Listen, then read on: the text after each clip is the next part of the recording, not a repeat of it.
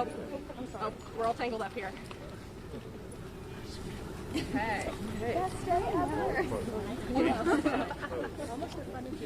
Oh, thank you. Oh, and you got the Cavalier. I have a Blenheim Cavalier. Of course. I'm paying tribute to you as well. All right. All right. It's great to see.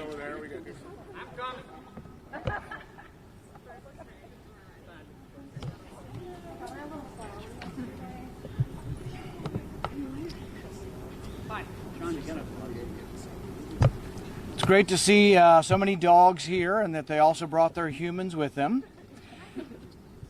I was unaware that the FDA actually required that animal testing being done. I knew animal testing was done, but I was unaware until the last couple of months that it was actually required by the FDA to do animal testing before you got to human testing. And look, I've been involved in medicine, I've been involved in science, I've been around the testing world.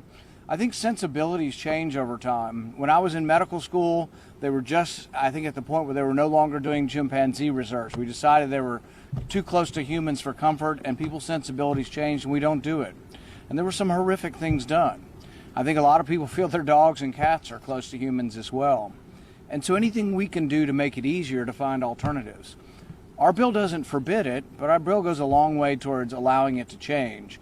There are scientists who now believe that they can find other ways. There are scientists who believe, frankly, that the animal testing isn't very accurate in the way it tests for safety or efficacy.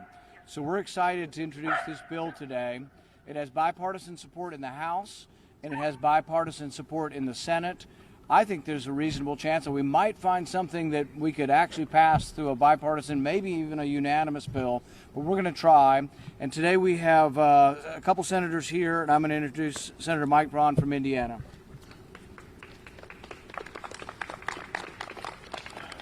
Thank you, Rand. It was easy for me to be able to get on to this bill because it's not only talking about what isn't really working. There are over 100 million animals, I think, used each year, and the efficacy rate is so low.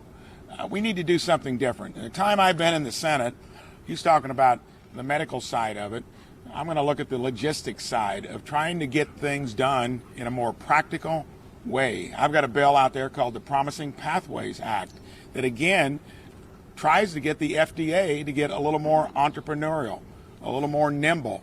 This is for diseases like ALS and other diseases that don't have therapies that are working and where patients want to do it, and then you've got an FDA that is being clumsy and slow and sticking to the way you did it in the past.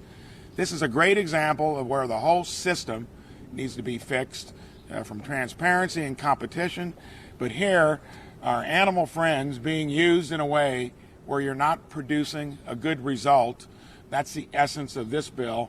And some things here, like Rand said, ought to make it across the finish line easily because they're just great ideas on their own merit.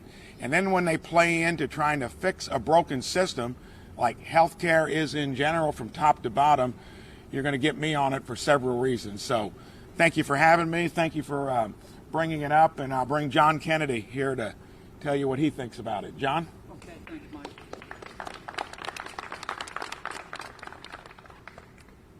Well, good morning. Thank you all for coming. You know, on a bad day in Washington D.C., I like dogs and maybe 3 people. On a good day in Washington D.C., I like dogs and maybe 4 people. And I like it. You see, I love that. This bill, before I introduce Wayne, I mean, this is a very innovative bill, and it's going to bring testing into the 21st century. Our world is changing as a result of technology, and I think there's a way that we can harness technology and be compassionate to our fellow cohabitors of the world, our animal friends. I've known Wayne Pacelli a long time. His actual title is President of Animal Wellness Action. But let me tell you, there's no greater animal rights activist in the Western Hemisphere. And I've seen this man, if he thinks he's right, he'll spit in anybody's eye if he has to. And I've seen him do it to some very powerful people. And I've seen him win some really tough fights, particularly in Louisiana. And I really respect him for that. So thank you all for coming. I'm proud to be here. I just lost my beagle about a year ago, Roger. He was I don't remember the last time before that I cried, but I cried for old Roger. He was an independent rascal. I don't know whether you know about beagles, but they're type A's. Roger liked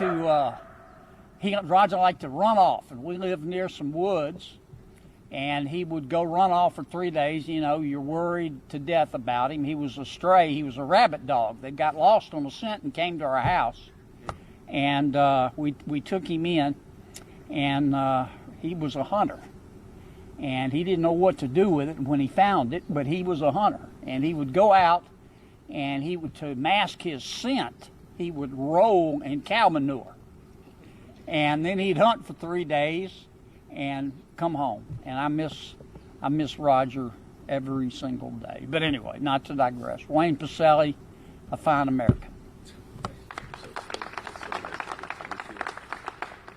So again, thank you. I'm Wayne Pacelli, as Senator Kennedy said. What a nice set of comments, Senator Kennedy. Thank you so much. I'm president of Animal Wellness Action. My colleague Marty Irby is here, our executive director. There are a number of other organizations represented backing this legislation, led by Senator Paul. Senator Paul, we're so appreciative of your leadership on this issue. Senator Braun, thank you. Senator Kennedy is a leader on multiple animal welfare issues. And then we're especially excited that these 3 Republicans are joining with Senator Booker and Senator Lujan. And as Senator Paul said, you know, in a nation where there's so much coverage about division, we have so much unity on this issue. This is a core American value to oppose cruelty to animals. It is just a sign of our mercy and decency to care for the least among us in our society. Senator Kennedy helped us outlaw cockfighting in Louisiana. It was the 50th state. He stood up tall on that issue. We as a nation have moved forward on so many animal welfare issues, and this animal testing, animal research debate has been going on a long time. In the 1980s, it was very polarized.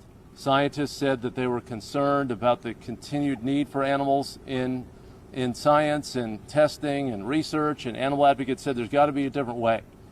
And that polarity wasn't good. It didn't lead to a lot of progress, but ultimately it did lead to a basic framework agreement, which is the 3 R's. The research community, the testing community have accepted the notion that we need to refine techniques to minimize pain and distress, to reduce the number of animals in protocols when we can, say from 20 animals to 10, and where available and where the methods are validated, to replace animals with non-animal technologies. We saw the debate about cosmetic testing. Now when you buy cosmetics and other household products, you see a little symbol on the product that says no animal testing. That validates the idea that we as a nation recognize that when you can use an alternative, you should. In 2016, this Congress unanimously passed TSCA reform, the Toxic Substance Control Act. And Senator Booker was very instrumental in adding a provision to say that if you're going to use animal testing, it should be a last resort. It shouldn't be your first instinct. Now, thanks to Senator Paul's leadership and Senator Braun and Kennedy and Booker and Lujan, now we're addressing one of the most ossified areas of statute when it comes to testing requirements. In 1938, a Depression-era statute, animal testing was the only way that things were done. Now we're saying we're simply lifting the requirement that you must use animals in every circumstance and allowing innovation to flourish and to allow this combination of good business and morality to drive change in society. The existing framework is broken. 19 of 20 times when a drug passes muster in animal tests, it fails in human clinical trials. I mean, that is a disastrous rate of failure. Senator Paul's bill does not ban animal testing. It simply says we should be using the best science. And that is why this is a bipartisan bill. I'm very confident it's going to pass. We've got a great coalition, animal welfare groups across the spectrum, the Center for Contemporary Sciences, People for the Ethical Treatment of Animals, scientists from Johns Hopkins, Dr. Locke is here. So many other leaders across the country are so excited about this bill. So to all of you senators, I thank you so much. Do we have any questions? I'm going to keep Wayne up here because he's an expert in all the details if we have any questions, but either about the politics or about how we get it passed or about the details of it. All right, I guess you're just going to get great pictures of us with the puppies now. Thank you. Thank you all. Y'all talk to Schumer. Get him to bring the bill to the floor. That's right. You want to try to do some still Yeah, let's do a pictures? big group photo. Kind of squeeze together here, somehow, Sam. and maybe see if we can get the dogs in front.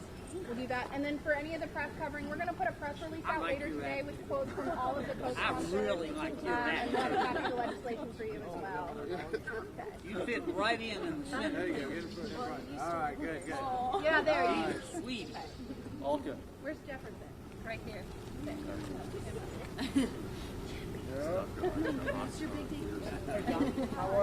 right, dogs, look at the camera and smile. All right, everybody. I like your attitude. There we go. All right, thanks everybody. Thank you so much. Everybody gets the rest of the day off just to enjoy your dogs. My